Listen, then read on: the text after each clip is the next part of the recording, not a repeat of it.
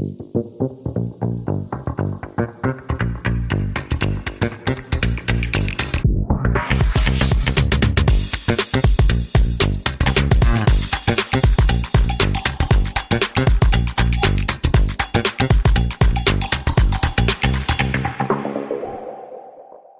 may live over 5,000 miles from Lincoln Financial Field, but what we lack in proximity, we make up for in the film study. And each and every week, we'll be bringing you in-depth sort of film breakdowns from across the pond and the Sooner State. Welcome to On the Shane page. I am your host, Shane Haff. You can follow me on Twitter at Shane Haff NFL. I am joined by BGN's own film guru, Jonny Page. Give him a follow on Twitter at JohnnyPage9. Jonny, how are you doing this evening? Yeah, I mean, I was doing a lot better, 90 minutes ago, Shane? If anything sounds off audio-wise and stuff, just forgive us. We'll tweet about it. But we've had a bit of a nightmare because StreamYard has decided to crash on us this evening. And it was the only time we had to record this podcast. So we think we've made it work.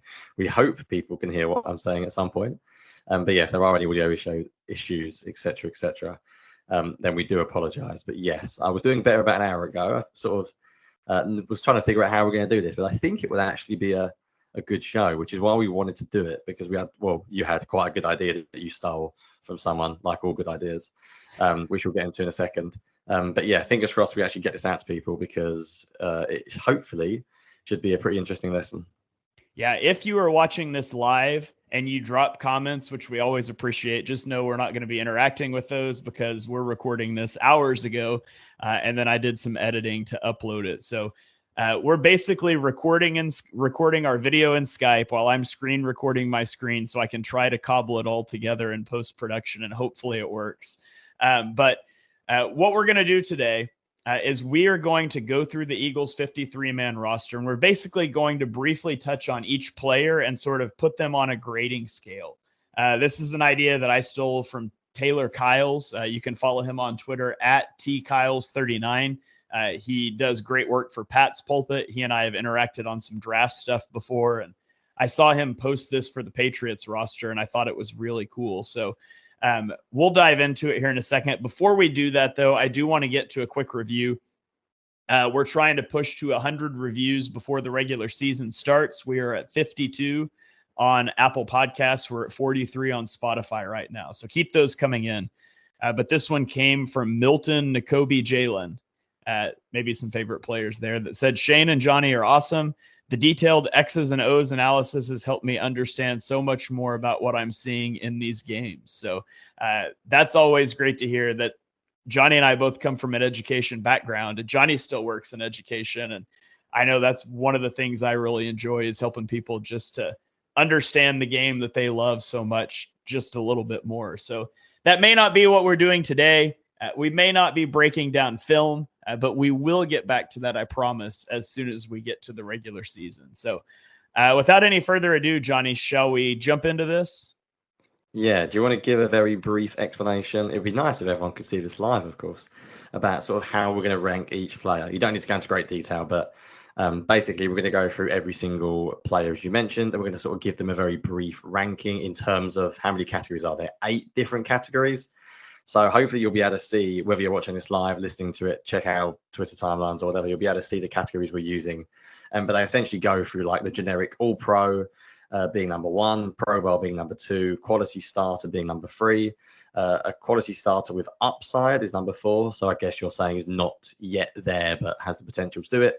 Number 5 is like a high-end role player. 6 is like a spot starter, replacement level type player.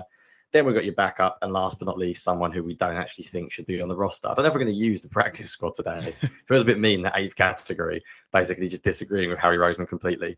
At the time of recording as well, by the way, I know the practice squad rules have changed the last couple of years. So I know that guys like Dylan McMahon, the centre, have made it onto the practice squad. I think even Jack Stoll might be back as well. But for the purpose of this, we're just going to rank the 53. And yeah, I don't think anyone's going to worry too much that we haven't given Jack Stoll a rating. So we'll just focus on the 53 as it stands at the time of recording. But I know these things are pretty flexible. And I should have said as well, we haven't done this off air. So we're going to have to mutually sort of agree. So we might disagree. Some of them will whiz through. Some of them we might disagree a little bit about how we rank the players. And we'll just have a little chat basically about how we rank them. And we'll try to come to an agreement if we can on sort of what we think about the players. Is that a pretty fair explanation, Shane? Absolutely. So yeah, I have descriptions for each of these. So all pro is basically they have top 5 potential at their position. Pro Bowl caliber is top 10 potential at the position. Obviously, you mentioned quality starter. Quality starter with upside is a year 1, 2, or 3 guy that I think has starting potential. And then you pretty well covered the rest of them. So let's go ahead and dive in. You want to do offense first or defense first, Jonny? Yeah, start with offense. We'll start with the obvious one, the QB position. I think we'll just go position in order, I guess. It'd be easy that way. Then I can mentally keep track of what I'm doing as well, because we have not done this off air, which we probably should have done. But like most things on the pod, we just put it together. So I am now racking my brains while you're talking and actually thinking where I would put them all. I've got a pretty good idea, but I might be persuaded by your arguments as well. So there we go. Do you want to start things off with quarterback? Yeah, I mean, Jalen Hurts, I would put solidly in that all-pro caliber. We've seen him be a top 5 player at his position. Obviously, it was a down year last year. I know people on the feed have heard this by now because Mark mentioned it on a show I recorded with him yesterday, but I'm going to drop it on you, Jonny, because I doubt you've heard it. Jalen Hurts had 15 interceptions last year. Do you know how many turnover-worthy plays Jalen Hurts had last season? I couldn't tell you. Is it going to be something like 11 or 12 or? It was actually 15, but he's Lovely. the only quarterback in PFF charting with over 100 dropbacks that has a 100% conversion rate on turnover-worthy plays to turnovers. So last year, obviously an anomaly. Mark called it the most unlucky season of any NFL quarterback in the history of the game. Jalen Hurts, I have solidly as all pro. Yeah, no discussion or no disagreement here. I reckon actually a lot of people, based on what I read at the moment from everyone who hates Jalen Hurts online, apparently, it's weird how I've suddenly become a Jalen Hurts defender, because a lot of guys in the national media seem incredibly down on him. They may have him as maybe tier 2 or tier 3. I would put him in tier 1. I do think there is top 5 potential. And why do I think that? Because I've seen it. So it's quite nice that I've seen top 5 potential. So I would go all pro as well on Jalen Hurts. I would take Kenny Pickett. I was sort of interested to see how harsh you'd be here. I would put him in like that tier 6, that like spot starter, decent role player, but I could easily have him as a backup as well. But I feel like until I see him get worse, I would bump him up ever so slightly. And then I would put Tanner McKee purely in the backup, like the tier below, just because I haven't seen it yet as an NFL quarterback in the regular season. Any disagreements there? No, not really. I mean, you can do a lot worse than Kenny Pickett. He's been a 2-year starter, so calling him a spot starter, replacement-ish level, like I think he blurs that line between that and backup. And I'm not high enough on Tanner McKee to call him a quality starter upside, even though he's in that year 1 to 3. So I agree with you there. So I'll go with you on those. Let's roll over to running back. And I'll take the slam dunk here again and just say Saquon Barkley's all pro caliber, correct? Any disagreements? No, not at all. Top 5 is without a doubt. I think he's probably top 5, let alone potential. He probably already is top 5. So that's an easy one. I think Gainwell's an interesting one. Where would you put Gainwell based on the tiers you've got? I think I would classify Gainwell as a high-end role player. I think that for what the Eagles want to use him for is like the 2-minute drill type back, bringing him in to pass protect a little bit. I think he can pull off that role well.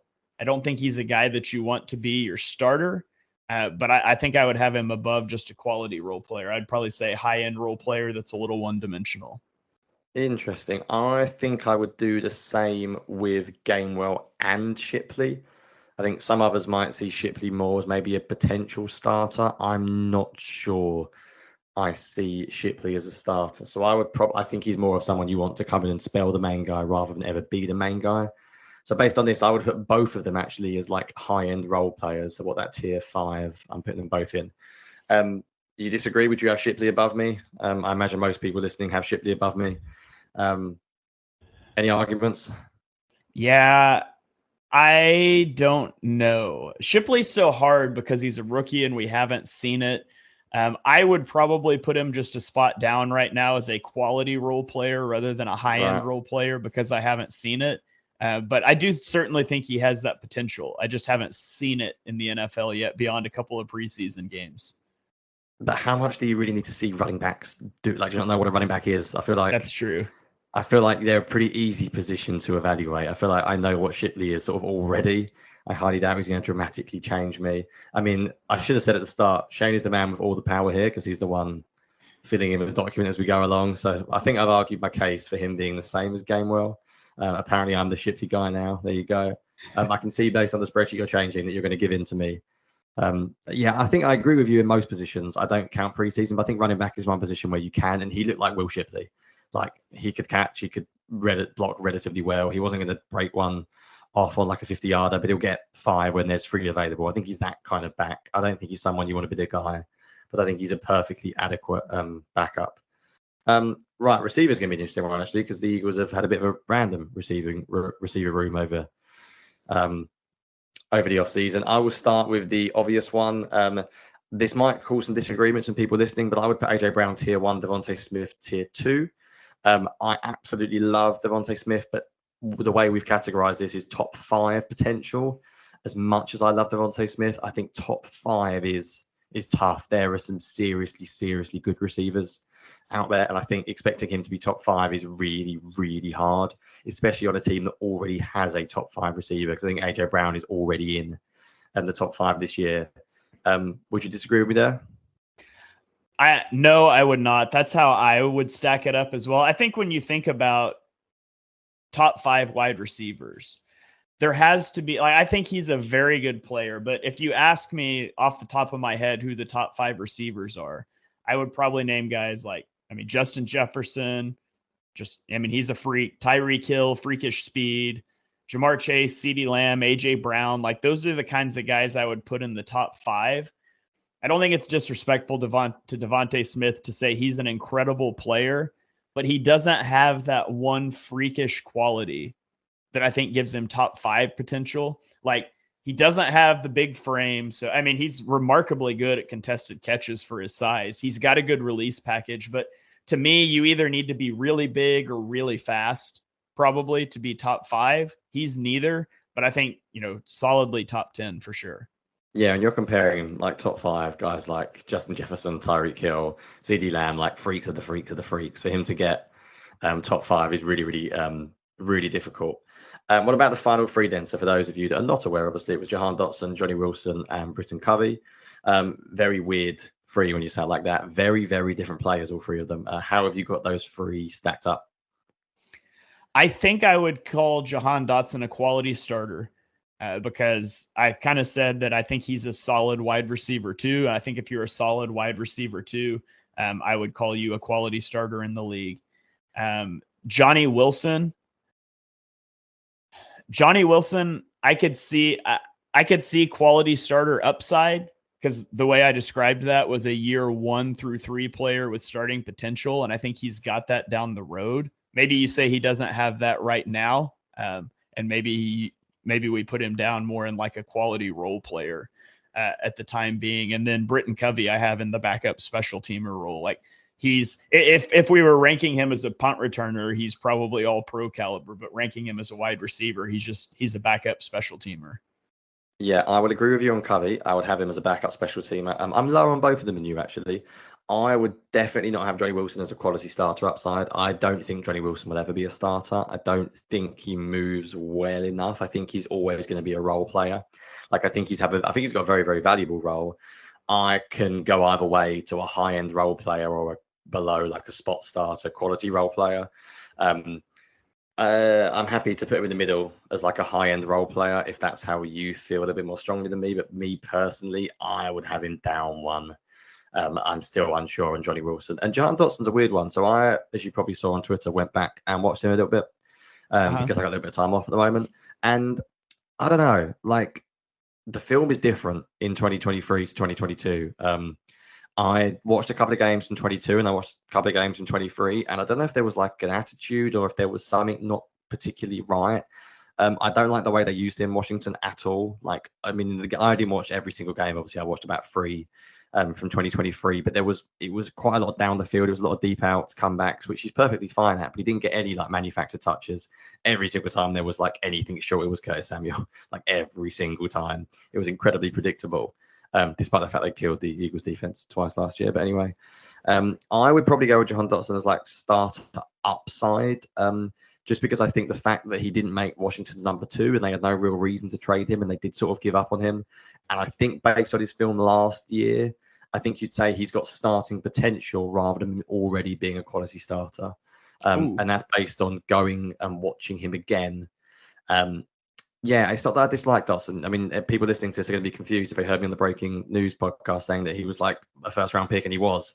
And all I can tell you is what I saw. I wasn't as impressed with the film last year as I was the year before. There's a really good tweet that I clipped that if we weren't on Skype, I'd get you to pull up, where he runs like a it's almost like a crossing route, I guess. It's like a slant crossing route across the field, and he doesn't break it back at all. Like he just keeps running diagonally, and the cornerback just has such an easy like way of undercutting it because he doesn't like bend his route at all. It's quite hard to explain. I'm not doing a very good job of this, but when you're running like across the field, you don't want to run in a completely diagonal line because then obviously the cornerback can undercut you. If you bend off your route, you sort of stop the cornerback from getting on top of you. And I was quite surprised when I watched that rep because that to me was like what Dotson was known for, was like the nuances of route running and understanding how to do things like that. So I was a little concerned about if there was something going on, effort levels. I'm not sure. Once again, I'll leave it up to you. I think you could argue. I think basically it's a weird one. I think I'd say pre-draft and rookie. He's definitely a green. He's a quality starter. Based on what I saw last year, I might knock it back a peg ever so slightly to starting potential. I think that still fits the bill. So I'm not really massively fussed either way. But yeah, maybe I'll surprise a few people there when I have him there. But I'll leave it to you to. You can make the final decision now then. What do you want to do? Have I swayed you, or do you want to leave him as a quality starter? Yeah, to be honest, I forgot he's in year 3, so he qualifies for the quality starter upside. So that's the easy one because I felt weird. I was torn between quality starter and high end role player, and now I'm like, oh yeah, there's a category in between that I can use because he's only in year 3. So I'll go with you on that one for sure. Let's talk Anaya Smith real quick. I think this will be quick. He is on IR, and so I've listed the IR guys: Anaya Smith, Albert Okwuegbunam, and Sidney Brown, who's technically on the PUP list, but they're on this too. Anaya Smith, backup special teamer. Any problem with that? Absolutely none. Okay. Dare I even say he could be the ultimate, if we were really feeling mean, the practice squad guy based on a training camp, but I might not use that. Actually, I might use it once. Maybe I'll use it once just to be mean to someone for the sake of entertainment, but I won't use it on Anaya Smith. Okay. On to Dallas Goedert then. I penciled Dallas Goedert in as Pro Bowl caliber. There's a time I would have put him in the top 5 at his position group. A lot of it I think has been injury related because I still really believe in the talent. I also think a lot of his value as a tight end is as a blocker more than a receiver, which isn't sexy. Not that he's a bad receiver by any stretch of the imagination, but he's not a George Kittle. He's not a Travis Kelce. Maybe I should list out more tight ends to figure out exactly where I have him, but I've got him in that Pro Bowl caliber rather than the all-pro caliber. What about you? Yeah, I think as an all-round tight end, he could be your pro, but I think injuries and production probably knock him back as well. I think to be an all-pro, like you see what someone like Sam Laporta did coming into the league almost immediately, and you're like, yeah, that guy is really, really, really elite immediately. And I think Dallas Goedert, due to injuries and, as I said, production, and I think Dallas Goedert is an incredibly valuable NFL player. Like, I'm a little bit worried about the tight end room and what would happen if Goedert does get injured again this year. So I would give Dallas Goedert, I'd agree with you. I'll put him as Pro Bowl caliber. I think top 10 is fine. I think maybe a couple of years ago, he may have cracked top 5, but I think there's a few younger guys that maybe show a little bit more than he does. And then the only other tight end the Eagles had on the roster was Grant. Is it Calcaterra? Is that how you pronounce it? Yes. I mean, I don't know. Backup special teamer. I've just not really seen anything. There's a little bit of Grant Calcaterra I've seen.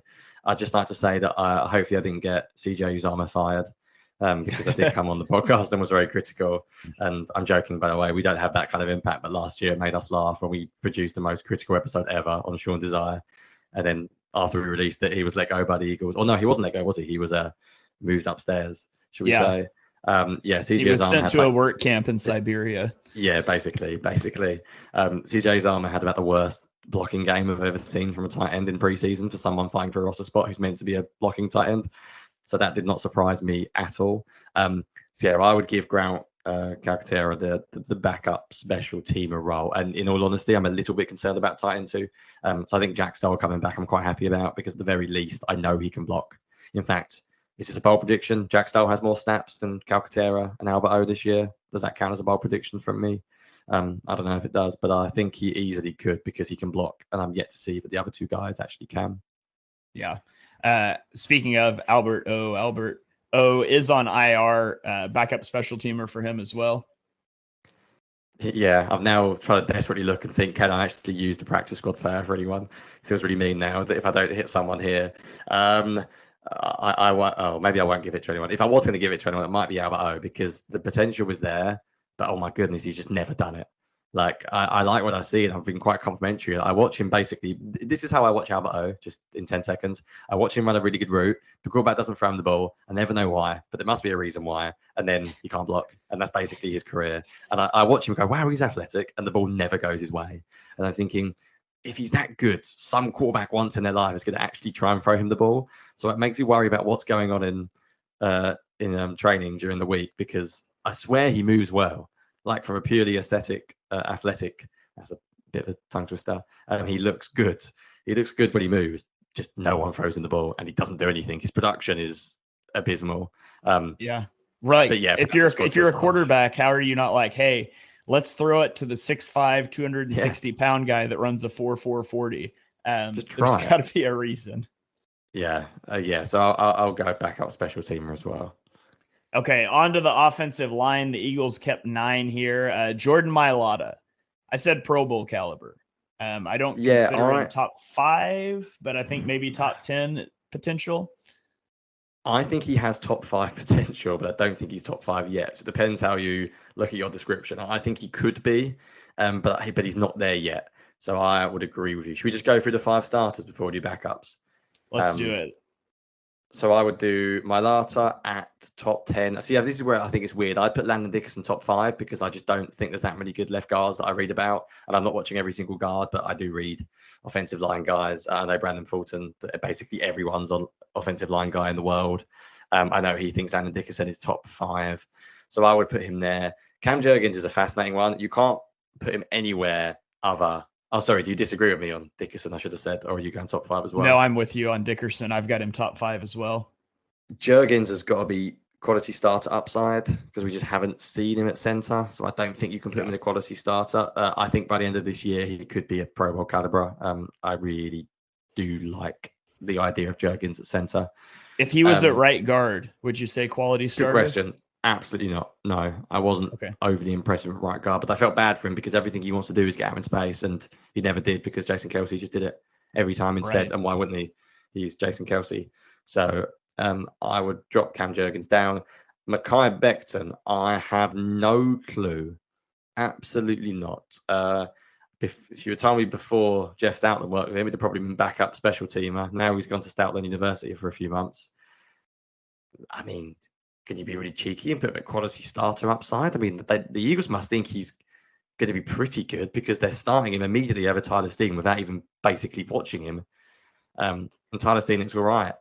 I mean, he's probably not as easy. He's not eligible for that because it's his 5th season. So one of the distinctions for the quality starter upside is they've got to be a year 1 through 3 player. I've got him at like a spot starter quality role player. Like, I think maybe he's like, until he proves otherwise, I would say maybe replacement level contributor. And, hopefully he exceeds that role this year, but that's kind of how I'd view him right now.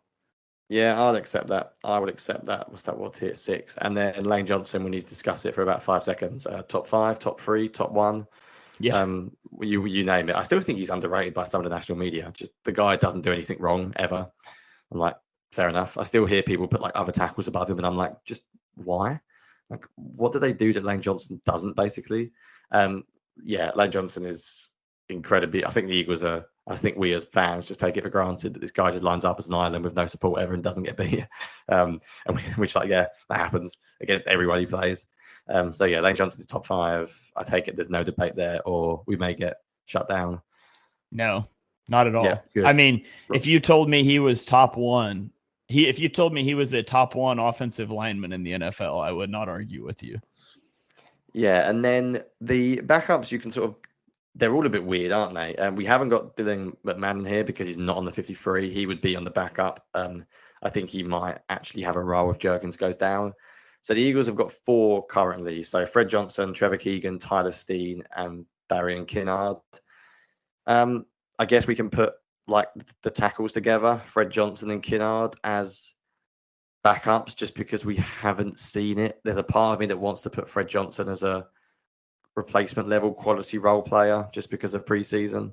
But I've just not seen him do it in season. So it probably would have to be a backup at this point. Agree, disagree? I agree. And that's where I would probably put Trevor Keegan as well. For now, he's a backup. He's purely developmental, and he may exceed that one day. But for this year, I would be really concerned if he ends up having to start half the season. It just feels weird giving Tyler Steen a better grade than Mekhi Becton because the Eagles clearly don't think that he is better. So I'm sort of tempted to put him on the same level as Becton as a quality role player, spot starter, replacement level, because at the end of the day, I trust the Eagles' decision making when it comes to offensive line a lot. And let's be honest, this wasn't really a competition. Like the second Baldy came out and said, Becton's going to start, I was like, oh, Baldy knows. Baldy knows. When Baldy talks offensive lineman in the Eagles, he's been told, Lane Johnson's been in his ear when they're lifting weights or something in their gym or whatever. So the second he came out and was like, oh, yeah, Becton's going to start. And then Becton just doesn't even dress in half the preseason games. I'm like, oh, okay. I have a feeling that this training camp wasn't really a great battle. I think it was more of a, you're going to start for us. So I can't really give Tyler Steen a better grade because then it seems like I'm doubting Jeff Stoutland. And I don't really want to be doing that. Is that fair? Yeah, I think that's fair enough. So on the offense, we have 5 all-pro caliber, 3 Pro Bowl caliber, 2 quality starter with upside, and then 3 spot starters, 3 high-end role players, and 6 backup / special teamers. So that's the offensive side of the ball. Before we get over to the defensive side, Jonny, any quick reactions to the Eagles' offensive 53-man roster? Yeah, I mean, like, everyone worries about depth, as everyone does in every sport, but you can't really replace top guys. Like, at the end of the day, if AJ Brown goes down, the Eagles aren't going to replace him. If Lane Johnson goes down, the Eagles aren't going to replace him. You do your best, but it's an incredibly talented offense. I think it's got, like, this is not to hate on any other podcast that national guys do. I sound like such an Eagles homer this year because I really do think the Eagles are lower than they should be. And I'm not saying that as like a fan who's always going to say the Eagles are going to win the Super Bowl. I'm really not that guy. I'm actually quite a pessimist when it comes to sports in general and my team.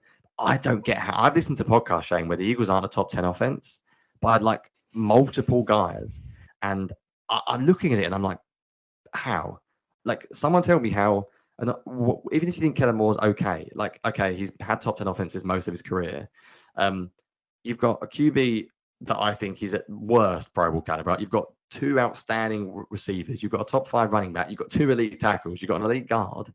Like, I know anything can happen and injuries can happen. And I get the depth is a little bit shaky. But again, not every team has great wide receiver 4s and wide receiver 5s. Like, not every team has great depth at tackle. Not every team has a good starting tackle, let alone a good third. So I can't really believe that a lot of guys don't see the Eagles as a top 10. And if I'm wrong, I will openly come back and tell everyone that, okay, we were wrong or I was wrong. I don't want to put words in your mouth, but it just looks like really talented.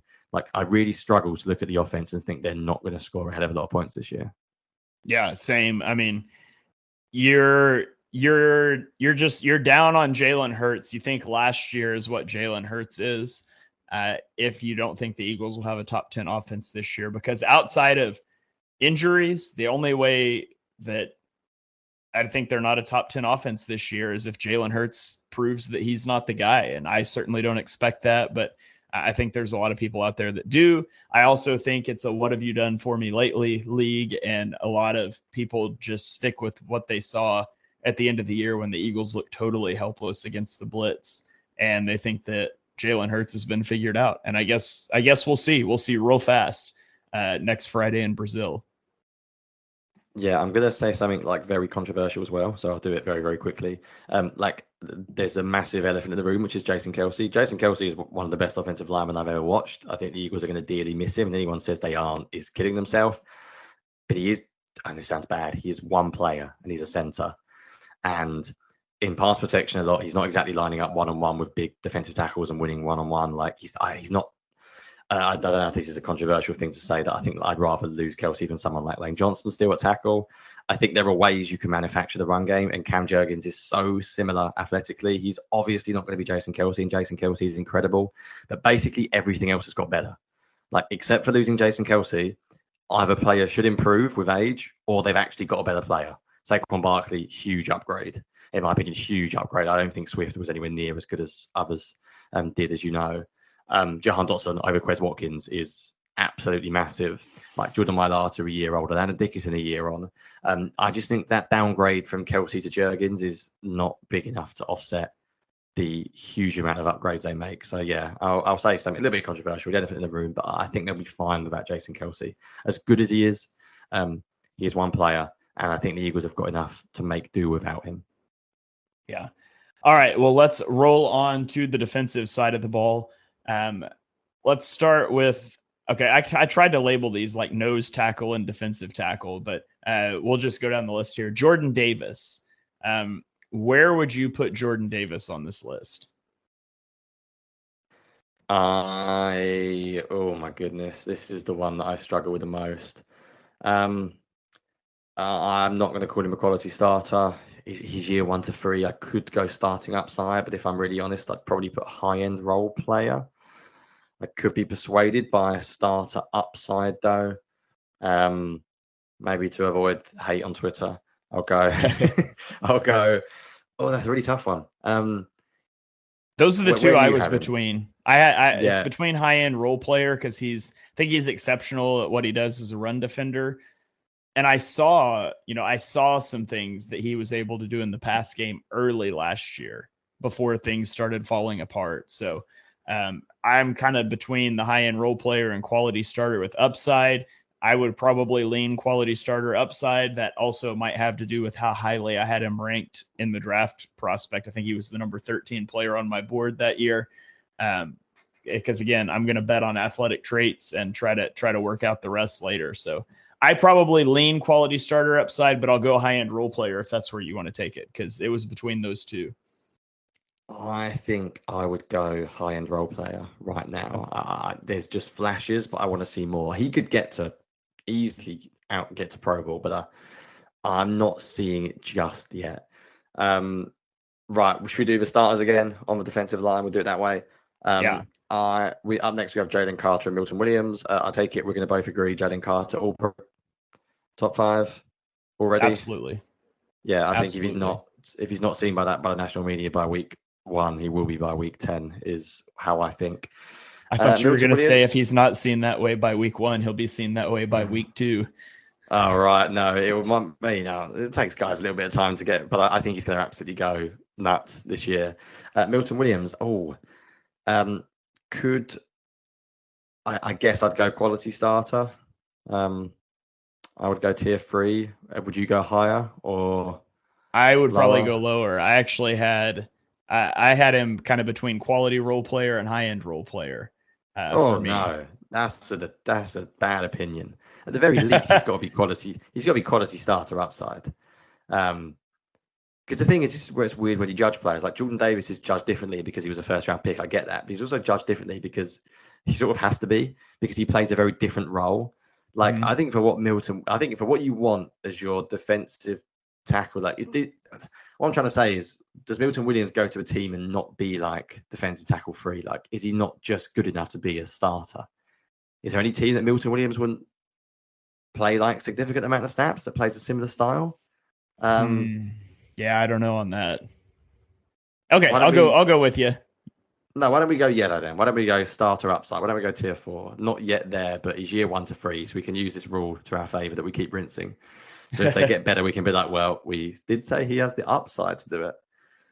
Wait, is this just his 3rd year? This is his 4th year. Oh, is it really? He's not done 3 years. Has he done 3 years in the league? Yeah, because this is his contract year. So this is it unless the Eagles re-sign him. I want to do quality starter, and I don't care what people think. All right, let's do it.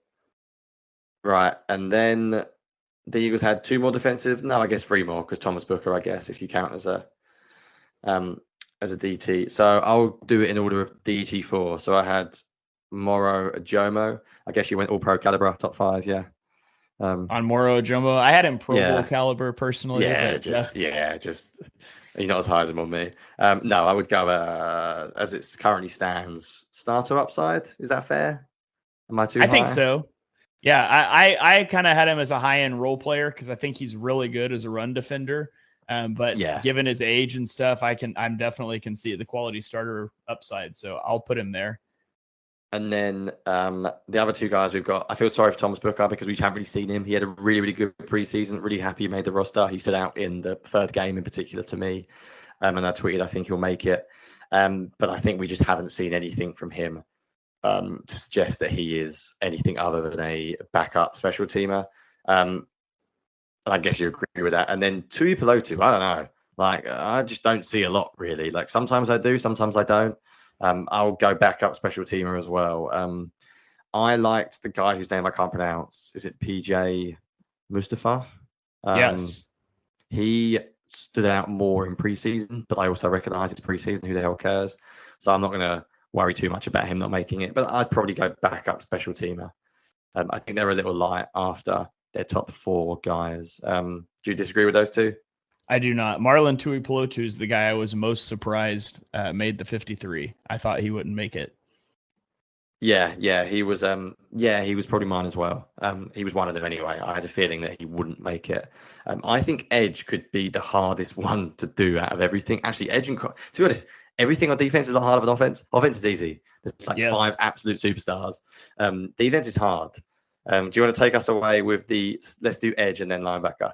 How do you have the edge guys or starters ranked?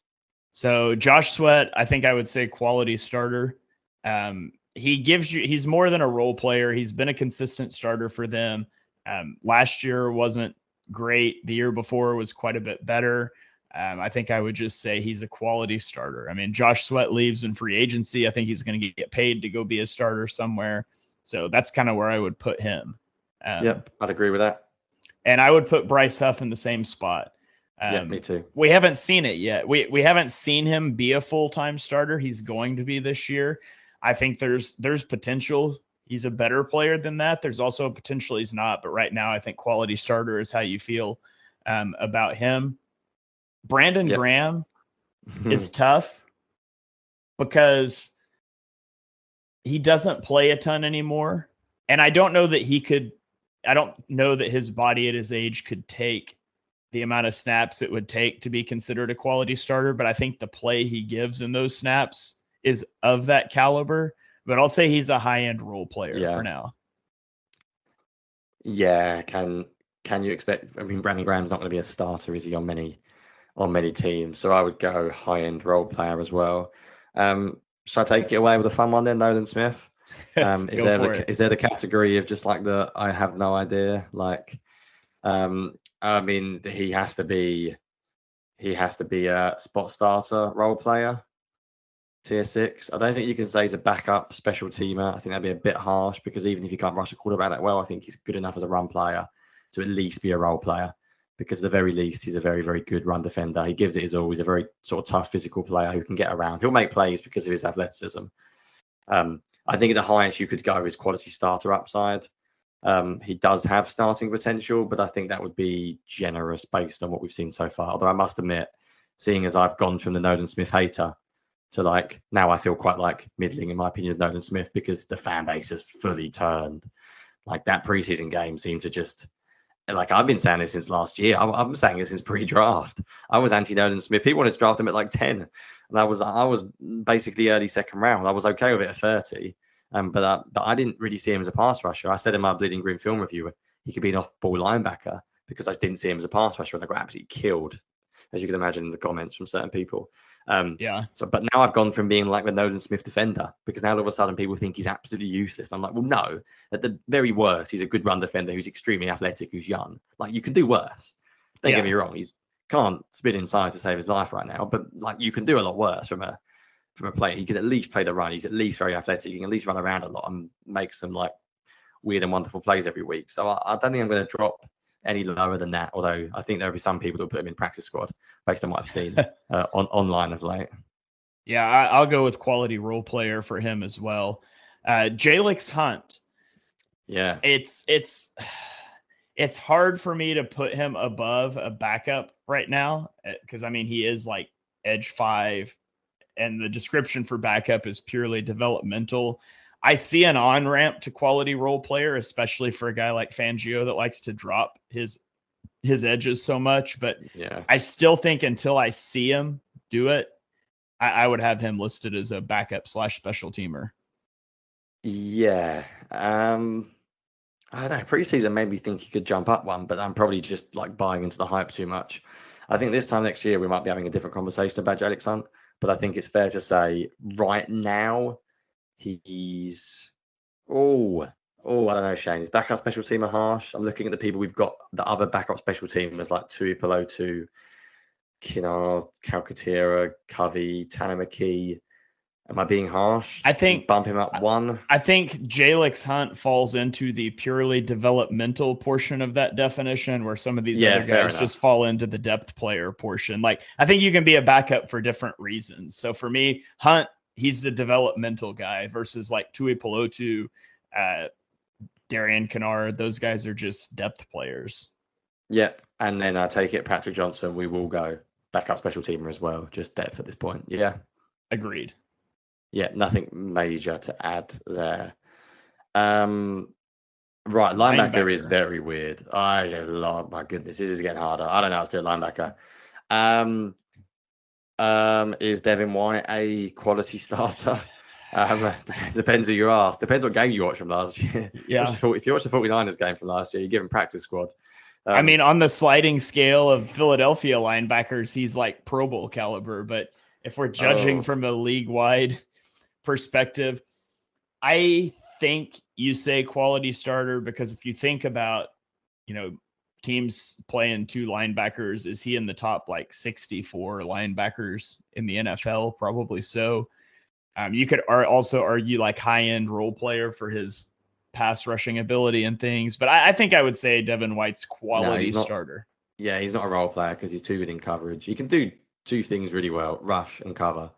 Run defense is inconsistent. Just if you really want to like Devin White, don't watch the 49ers ever play against Devin White because honestly, watching that game was like something else. The poor man had no idea what was going on with Kyle Shanahan, just completely and utterly ruined him that game. I'll give you quality starter. I actually think I would then be really strange. I'm just going to say all mine at once because I feel like I'd lump them together. I would have the guy the Eagles are going to start as a quality role player, tier 6, Zach Ball. And then I would have the 3 guys below him higher than him because I sort of like them more. I would put Nakobe Dean, Jeremiah Trotter, and Shane. I would put Ben Van Sumeren as a quality starter upside. I really think Ben Van Sumeren could be like the wild card, like super athletic. I watched him quite a lot when he played last year. I watched him in the preseason. He's just so fast and he gets around so quickly. And it's weird watching an Eagles linebacker having sideline speed. I genuinely do think he could be a future starter. Like I really, really do. And I think Trotter's nowhere near as athletic, but he could be a starter because of his instincts. Like we could see those 3 guys could be the Eagles starting linebackers next year. Nakobe Dean, Jeremiah Trotter, and Ben Van Sumeren if things go well. Am I taking crazy pills, putting those 3 above Zach Bourne, considering the coaches are making him start? What do you think? I had Nakobe Dean and Trotter Jr. both as quality starter upside. For Dean, he's just got to stay healthy. I think he's good. He just can't stay healthy. Trotter, you can see it. I really like Ben Van Sumeren. I'm not sure that I would put him up there at this point. Based on what we've seen, I would probably put him as like a quality role player for the Eagles. Yeah. The thing is, I watched him as a UDFA and I liked him, and then he made the roster and he looked good. So for the brand, it'd be amazing if he could be good. Like the brand could do. I've already got a Jomo on defense. Like I've already got Nolan Smith not being great. It's all going well. People to forget everything I've ever said that's wrong. We'll just focus on the good stuff. I really do think Ben Van Sumeren could do it, man. Like I would fight for his corner to put him as a starting upside as well. And if you get bad comments, you can just send them to me. I'll Let's just tweet. do it. He's just so athletic. Like you just watch. Like I watched Davion Taylor. Oh, sorry, Davion Taylor. I pick on that man so much. He just could never play. Like Ben Van Zoom was a UDFA, and you watch him game one, you're like, oh, we can play. Like you can just see it. You can see that he can play in this league immediately. What a great pick that was, by the way. UDFA made the roster first year. I assume he made the roster last year. I don't know if he did at cut day, but he did obviously play in the season, and now he's made it his second year. So fair play. That's a hard one, though. I think people could be all over the place on those. I think some people could be harsher on Zach Ball, and some people could be higher. I think some people will be way higher on the Kobe Dean than us, and some people will be far lower on Dean and Trotter. You could really have them a little bit all over the place, which is not surprising because it's the Eagles and it's linebackers. Well, because it's all projection. Zach Bond's a pass rusher. Nakobe Dean's played like 200 NFL snaps. Trotter's played 0. Ben Van Sumeren is a second-year UDFA that barely played. So it's a lot of projection.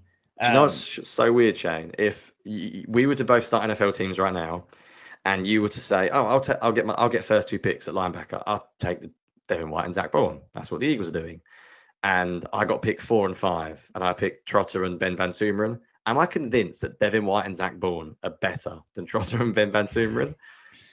I'm honestly not. Like, I'm honestly not that convinced that they would be better. Whereas if you take like another position, you take like defensive tackle and you go, oh, I've got Jalen Carter and Milton Williams. You've got Tuipulotu and Thomas Booker. There's not many other positions on the Eagles roster where I'm not saying that as like to be controversial. I genuinely think there is an argument that in a year's time, you could have that like order completely reversed. Like I know Devin White will probably be the best still because I think he is still got just incredibly high potential, but he's had some bad games in the league. And Zach Bourne has just never started. So it's easily the weirdest position on the Eagles roster right now because I'm not saying that to be controversial. I would feel pretty good walking out with Ben Van Sumeren and Jeremiah Trotter. I feel like I could do all right as a defensive coordinator with those two starting. But there we go. I mean, it can't be worse than Shaq Leonard and literally Zach Cunningham. So yeah, exactly. Nicholas Morrow, Zach Cunningham, Shaq Leonard. Like, oh my goodness, we had to watch that every week. Yeah, Shaq Leonard. I think I got PTSD from Shaq Leonard and Davion Taylor. I don't think they ever played together, which is probably a positive because that would have been the worst linebacker duo there has ever been. And one of them would have no idea what was doing, and one of them would have no idea. Well, the one that would be able to see it just wouldn't be able to make the tackle. So you could combine the two of them, they'd actually be okay. Shaq Leonard's brain and Davion Taylor's body would probably work quite well, but separately, not so much. Right, we've gone really off the rails there at linebacker, just like we the have. Eagles. It's okay. Let's go back. Cornerback. Let's take the starters. So Darius Slay, quality starter. He's between like quality starter, Pro Bowl caliber for me, but given the age, I'll say quality starter. I'd have to look at cornerbacks around the league as well. Like, I don't know. He is really good, Darius Slay. He is really good. Do you know what? Top 10? Maybe we're being harsh. So you think about top cornerbacks. I'm thinking of Pro Bowl as well. Like, it's a weird way of labeling it because who the hell likes the Pro Bowl anymore? Yeah. But I can imagine Sauce Darius Gardner, Slay, Patrick Surtain, Jalen Ramsey, Trent McDuffie, Jalen Johnson, Jair Alexander, L'Jarius Sneed. Yeah. Denzel Who's the other young Ward, guy? Marlon Humphrey. Yeah, Texans guy as well. Stingley. Stingley's going to be up there. DJ Reed. I think Darius Slay is like right on Depends if you count like safety hybrid nickels as well. You're going to count like your Brian Branches as well. Yeah, interesting. Let's make a decision. You decide. I think I would go quality starter still. Yeah, I'm with you. We'll do as I start naming those guys off. I think he's Yeah. quality starter. Where do you want to go next? Are we going to assume So, Isaiah Rogers will play more snaps than Quinion Mitchell, or who knows? We'll do the two of them together. I think Mitchell's the starter in base, and then he kicks inside in nickel, is what it seems like. So Mitchell, starter upside. Yeah, it's hard for me to say anything other than quality starter upside because he played 50 snaps in the preseason. Now, I was really high on Mitchell. I think he's going to be a really good player. It's hard for me to put much more on him than that. And Cooper DeJean is the same way for me. I think Cooper DeJean is quality starter upside. Do we just put Ringo, DeJean, and Mitchell all as quality starter upside? It's boring, but they are, aren't they? They're all young guys that haven't. Yeah. Oh, man, this is where it's weird as well. I sort of prefer Ringo to Isaiah Rogers, so I'd be tempted to put Ringo as a quality starter, but I don't think we've seen just enough from Ringo yet. Right. And the very fact that the Eagles are putting Rogers above him, they must like what they see. So maybe we go quality starter on Rogers, but that feels weird because having Slay and Rogers in the same category feels odd to me. I haven't seen much Isaiah Rogers. He hasn't played in almost 2 years, so I'm with you. Yeah. I prefer Ringo to Rogers, but I do think Rogers is a quality starter, so I'll go on that as well.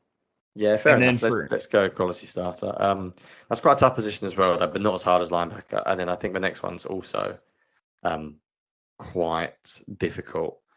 Eli Ricks, backup special teamer. Oh, yeah, Eli Ricks, I didn't even see. Yeah, I was a little surprised he made the roster in some ways, but maybe not. I think good at special teams, I assume. Yeah, I would go backup special teamer. Okay. Then on to safety. Chauncey Gardner-Johnson. Where would you have him? Oh, man. Eagles fans are going to hate me if we don't put him Pro Bowl caliber. I don't have him Pro Bowl caliber. No, the league told you what they think because they didn't pay him.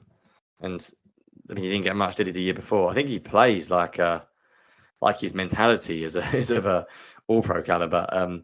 Is he actually? I think this is a tricky one because in the Eagles system, he's so good. I think you can argue the Fangio defense in a bubble, he's almost like perfect for that nickel safety hybrid. But I think you have to go starter. Quality starter? Yeah, I think so. That's what I have. Yeah, I think so. I think his versatility makes him almost more important for the Eagles. I don't know if it annoy people, but Reed Blankenship, I'd go the same. I'd go quality starter, personally. Okay, I had him as a high-end role player. Oh, what? Yeah. I think he's better than that. I think Blankenship's I don't know. It seems like Blankenship more than everyone else. I'm a bit like, what does he not do well? He runs pretty well. He tackles very well. He comes down very quickly into the box. This is only his third year. We can say he's quality starter upside. Brilliant. Stick him in there. I like that. I like that better than saying he's a high-end role player. He struggles a little bit with coverage versatility. His man coverage can be. He'll get beat by good tight ends and good receivers, but I think overall he is a very. I think he's a very good player. I like him a lot. Yeah. Now we get weird. Vontae Maddox. Yeah, I just don't know. We haven't seen him properly at safety. I think he can do it. I guess he's a high-end role player / No, I think I'd give him a high-end role player. The one below. That's what I had. And then James Bradbury. Everyone's going to want to give him practice squad or backup special teamer.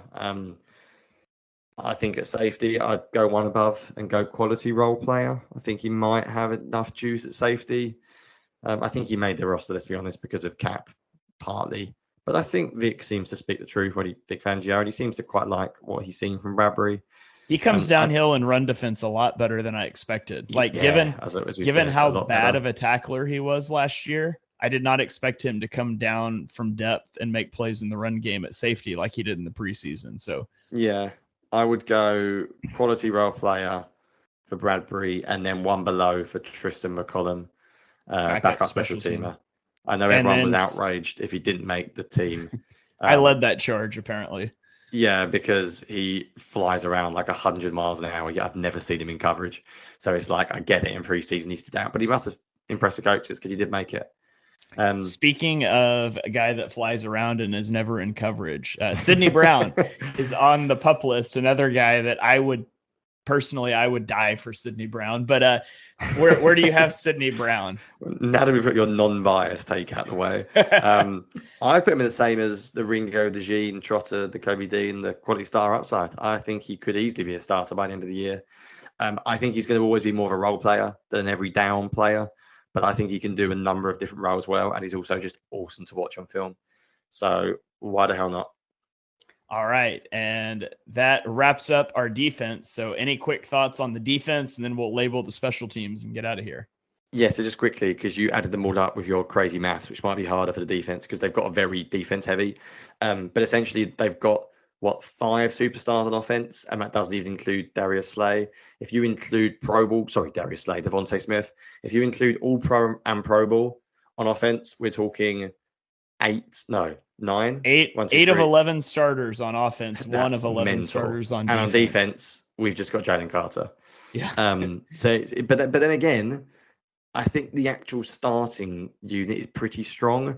What I think is really obvious when you look at this on paper is, oh my goodness, the Eagles need Jordan Davis to be good. If Jordan Davis isn't good, I think this thing might come crashing down in run defense because there's not a lot behind him. Like Ajomo and Milton Williams are good, but they're not nose tackles. They're not playing zero technique. They're 3 techniques, ideally 4 eye techniques in a 5-man front. Ajomo's strong, but he's 290 pounds strong. He's not Jordan Davis size. And then everything else is just a bit random. Honestly, this could look so different on defense for the end of the year. You could have a different starting linebacker, a different starting cornerback, probably not different starting safeties, but you never know with Sidney Brown being back. Yet on offense, you look at them and go, well, they're going to be your starters. Maybe Bexon changes, maybe there's an injury. But if you take out injuries, offense is set, defense is really, really random. Defense could be anywhere between 7th best defense and 22nd best defense this year. It could just really, it's going to come down a lot to how well Fangio can coach them up.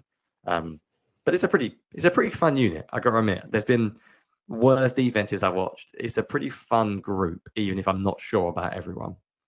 Yeah, you can tell where a lot of the draft capital has been invested over the last few years, because if you just look at the quality starter upside, on offense, there's 2. On defense, there's 10, counting Sidney Brown, who's on the pup list. So and counting Ben Van Sumeren, who's a UDFA, but which is iffy. I'm taking it. But I'll direct that to you. So to be honest, Moro Jomo, maybe a little iffy there as well.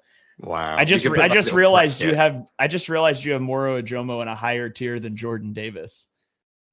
Yeah, that's not going to go down well, is it? That's not going to go down well. Should we drop a Jomo to the same tier as Davis? I think we probably should. Yeah, until he learns to pass rush, fair enough. Yeah. Do we drop Ben Van Sumeren as well? No, screw it. You can put an act like Jonny Page 9 next to Ben Van Sumeren's name if you want. Just bring the hate to me.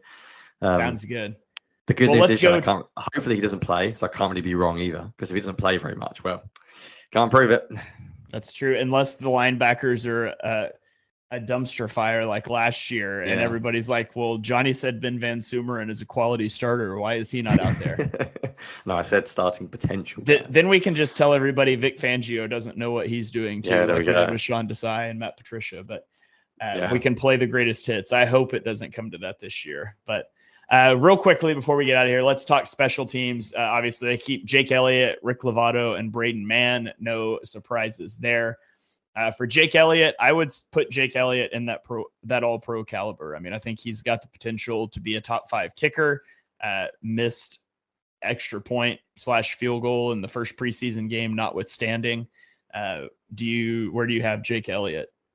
I hate to break it to you, Shane, but if anyone's ever heard me talk or write, special teams are not my thing at all.